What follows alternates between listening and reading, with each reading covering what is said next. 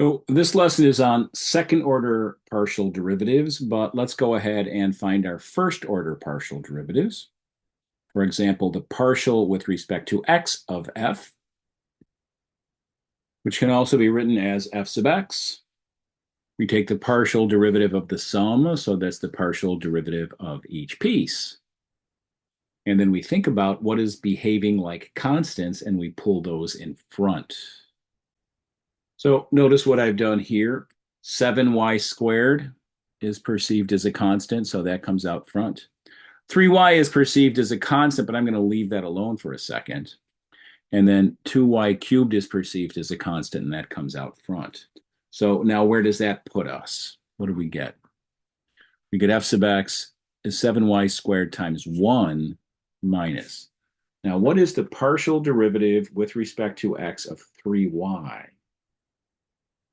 Well, if y is thought of as a constant, the derivative of a constant must be 0 plus 2y cubed times the partial derivative with respect to x squared now is 2x. So what do we get for f sub x? We get 7y squared plus 4xy cubed. So that is our first order partial with respect to x of the function f. Now let's go ahead and do the same thing with y.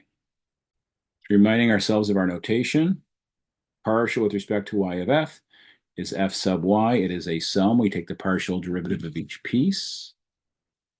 Partial derivative of the first piece minus partial derivative of the second piece plus partial derivative of the third piece. Now we've got to think about constants, what is perceived as constants, and pull them to the left of the partial derivative operator. So as far as y is concerned, x is thought of as a constant. So you'll notice 7x comes out in front. Y I'll deal with in a minute. No x's to pull out. And this last one, again, y is perceived as a variable, x is perceived as a constant, so 2x squared comes out in front. So what does that leave us for then our f sub y?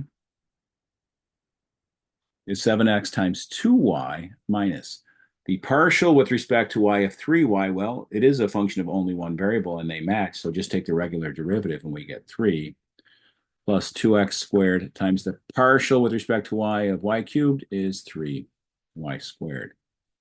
So we finish up our f sub y, and what do we get? We get 14 xy minus 3 plus 6 x squared y squared. So those are the first order partial derivatives, and we want to go ahead and find the second order partial derivatives. We recall f sub x was 7y squared plus 4xy cubed. So what I want to do now is I want to do the partial with respect to x of the partial with respect to x of f. And the notation we typically use for that is f sub xx, which will be the partial derivative with respect to x of f sub x, which is 7y squared plus 4xy cubed. Then what do? We take the derivative of the sum as the sum of the derivatives. And what do we get? The partial with respect to x of 7y squared plus the partial with respect to x of 4xy cubed. This first piece is just 0. Plus this part, what is perceived as a constant is 4y cubed. X is perceived as the variable. So we pull the 4y cubed out in front, and we have the partial with respect to x of x. So my answer becomes 4y cubed times 1, which equals 4y cubed. So f sub xx is going to give me 4y cubed. So that is one of my second order partials, but there's more. We recall f sub y is 14xy minus 3 plus 6x squared y squared. So this time I want to take the partial with respect to y of the partial of f with respect to y, and our usual notation there is f sub y, which will be the partial derivative of that function. And the derivative of the sum is the sum of the derivatives. So we get. Next, we consider what is behaving like a constant, and those are functions of x. So we pull all of those out. So you'll notice the 14x comes to the left of the partial derivative operator. We're leaving this one alone for a minute, and the 6x squared comes out in front. So what does that leave me for my f sub y? 14x times 1 minus the partial with respect to y of 3, that is the derivative of a constant, that's 0, plus 6x squared times 2y. And then how do we finish off f sub y? We get 14x plus 12x squared y. So that is 2 second order partials, but that's not all of them. We actually have 2 more. So we did f sub x earlier, and I want to take the partial derivative with respect to y of the partial of f with respect to x.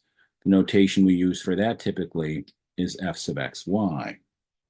So what will that be? There is my f sub x.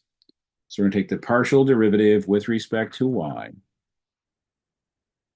of all of that of f sub x, which is 7y squared plus 4x y cubed. As always, the derivative of the sum is the sum of the derivatives. What do we get here? This is a derivative with respect to y of a function of y, so we just do a regular derivative and we get 14y. Here we pull our constants out in front. Our constant is what? Is 4x.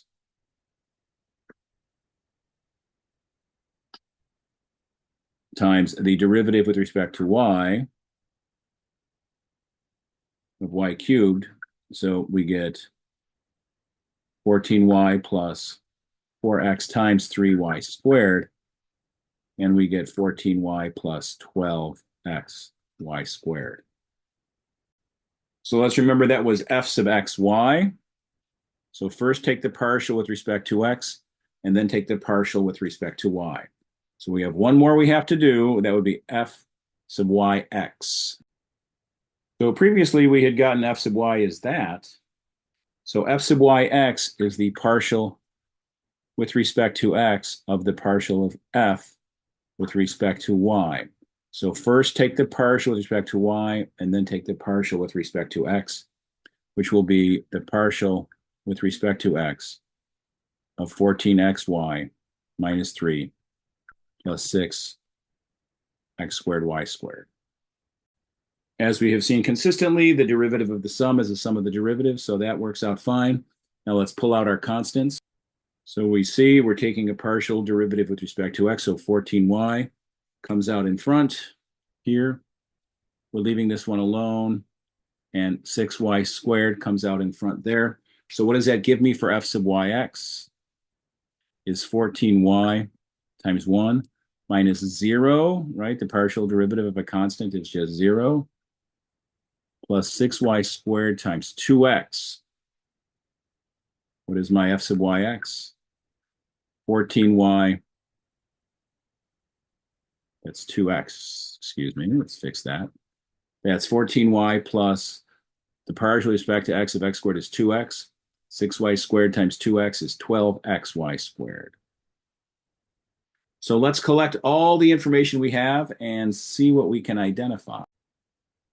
So here is our original question plus the first and second order partials, 2 first order, 4 second order partials. What do we notice here that is kind of interesting? That, of course, is that f sub xy is the same as f sub yx. In this course, with the kinds of functions that we study, that will always be the case. The mixed partials will be the same in a course at this level. In more advanced mathematics courses, that's not necessarily the case. I want you to think about how we use second derivatives back in Calculus 1. Recall the idea was concavity. If the second derivative was positive, it is concave up. If the second derivative was negative, it was concave down. These second order partials will give us a similar kind of idea. It's not going to be as easy as evaluating one number. We're going to need all 4 of the second order partials to determine whether our surface is concave up or concave down.